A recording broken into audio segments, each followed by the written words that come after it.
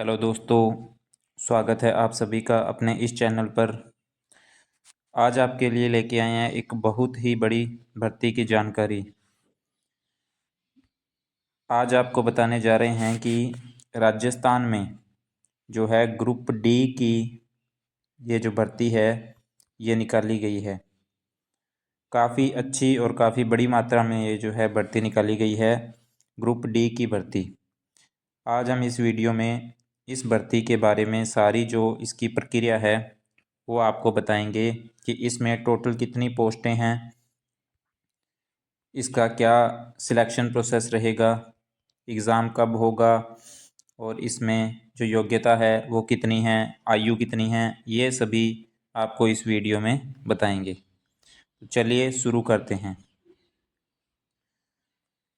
तो दोस्तों, ये जो भर्ती है ये राजस्थान कर्मचारी चयन बोर्ड जयपुर के द्वारा ये जो भर्ती निकाली गई है ये चतुर्थ श्रेणी कर्मचारी की सीधी भर्ती है, यानी कि ग्रुप डी की ये सीधी भर्ती है।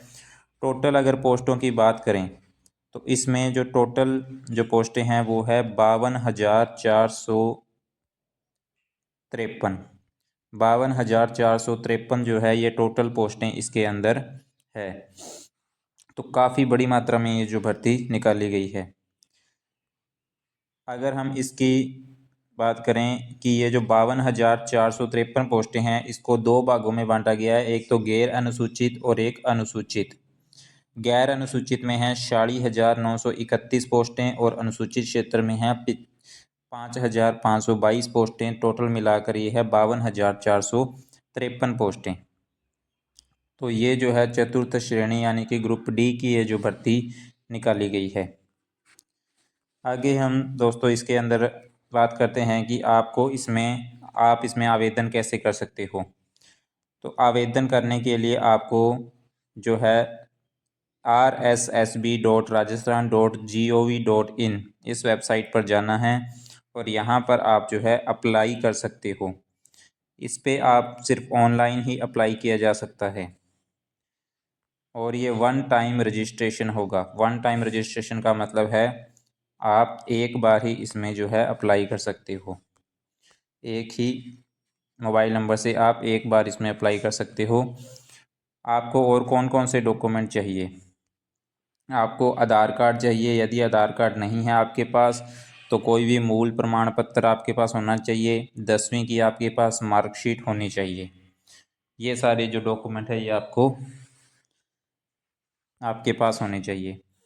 आपकी इसमें सबसे पहले आपको एक SSO ID आपको बनानी पड़ेगी। अगर आपने पहले भी राजस्थान के कई फार्म भरे हैं तो आपकी SSO ID बनी हुई होगी, तो आपको दोबारा से SSO ID बनाने की ज़रूरत नहीं है।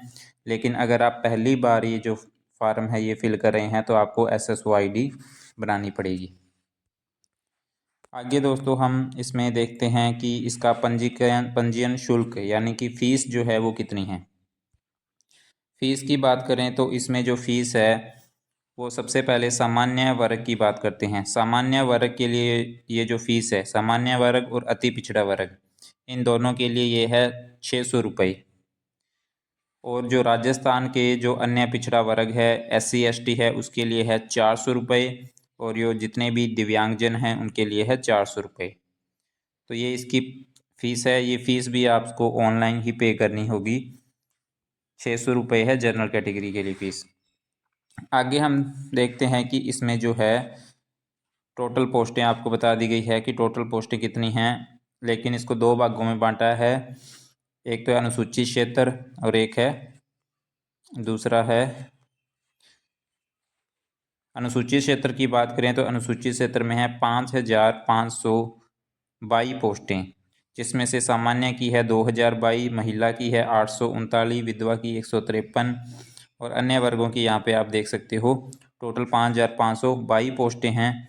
और जो गैर अनुसूचित क्षेत्र है उसमें है 40,931, जिसमें से जो सामान्य की है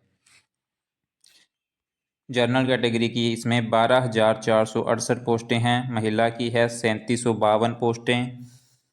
और अगर अनुसूचित जाति की बात करते हैं तो सामान्य की है 4,922, जनजाति की है 3,953 और अन्य पिछड़ा वर्ग यानी कि ओबीसी जो है उनकी है 6,431 पोस्टें, अति पिछड़ा वर्ग की है 1,715 पोस्टें। तो ये सब आप देख सकते हो कैटेगरी वाइज इसमें टोटल कितनी पोस्टें हैं। आगे हम चलिए इसमें देखते हैं कि रिजर्वेशन जो है कैसे दिया जाएगा। तो इसमें जो रिजर्वेशन होगा हॉरिजॉन्टल रिजर्वेशन होगा। आगे हम आपको बताते हैं कि इसमें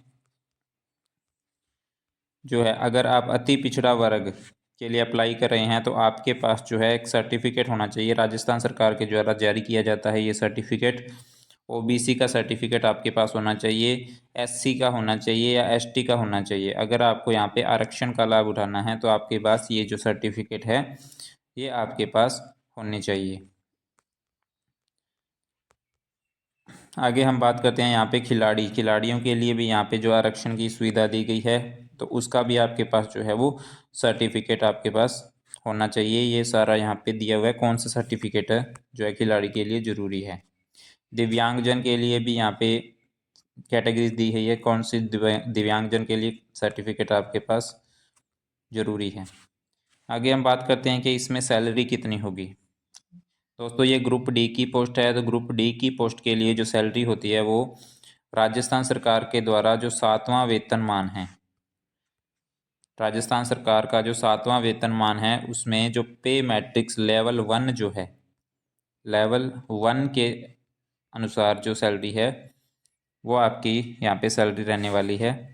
मान के चलिए 18,000 17,000 रुपये ये जो स्टार्टिंग पे इसमें होती है लेवल 1 में।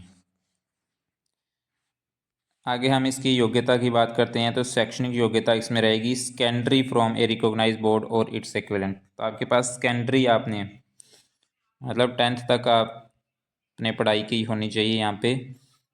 वो चाहे आपने कोई भी बोर्ड से की है, राजस्थान से की है, चाहे आप किसी भी स्टेट के बोर्ड से आपने की है, तो आपके पास 10वीं तक आपके पास पढ़ाई होनी चाहिए। 10वीं के साथ साथ आपको यहाँ पे हिंदी भाषा का भी ज्ञान होना चाहिए। हिंदी भाषा भी आपने पढ़ी हुई होनी चाहिए और उसका ज्ञान आपको होना चाहिए। पढ़नी लिखनी और बोलनी आपको आनी चाहिए।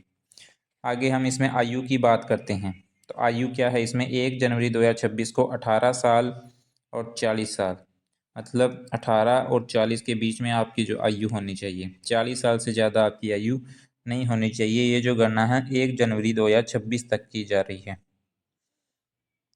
बाकी अन्य जिसे सामान्य वर्ग के लिए तो यही आयु है 40 साल, लेकिन सामान्य वर्ग की महिला के लिए यहाँ पे 5 साल की छूट है। अनुसूचित जाति जनजाति अन्य पिछड़ा वर्ग के लिए भी 5 साल की छूट है यहाँ पे, मतलब 40 की जगह उनको 45 जो है मैक्सिमम उनकी एज होनी चाहिए। आगे इसमें पेंशन भी होगी। नए नियुक्त होने वाले कर्मचारियों के लिए नियमानुसार राज्य सरकार द्वारा देय पेंशन योजना लागू होगी, तो पेंशन योजना भी इसमें लागू की जाएगी। अगर आप मैरिड है तो आपके पास विवाह का पंजीयन होना चाहिए, विवाह प्रमाण पत्र आपके पास होना चाहिए। इसकी जो लास्ट डेट की बात करते हैं तो इसकी जो लास्ट डेट है वो है 19 अप्रैल 2025। स्टार्टिंग डेट है 21 मार्च 2025।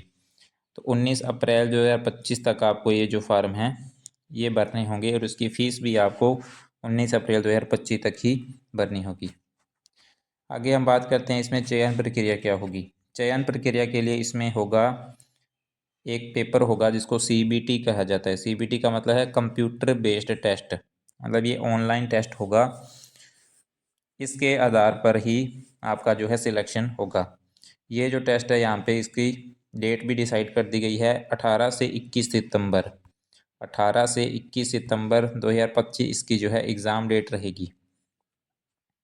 ये जो एग्ज़ाम है ये मल्टीपल शिफ्ट में लिया जाएगा और मल्टीपल शिफ्ट में होने के कारण जो है इसमें नॉर्मलाइजेशन की प्रक्रिया भी इसमें अपनाई जाएगी।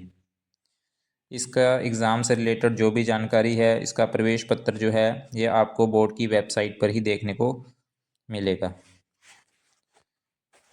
आगे हम बात करते हैं कि इसमें जो है एग्ज़ाम का क्या इसमें सिलेबस रहने वाला है। तो इसका एग्ज़ाम का जो सिलेबस रहेगा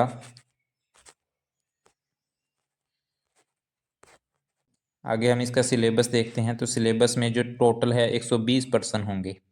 120 पर्सन में सामान्य हिंदी सबसे पहले सामान्य हिंदी के हैं, 30% सामान्य हिंदी के होंगे, 15% सामान्य अंग्रेजी के होंगे और 50% जो है वो सामान्य ज्ञान के होंगे।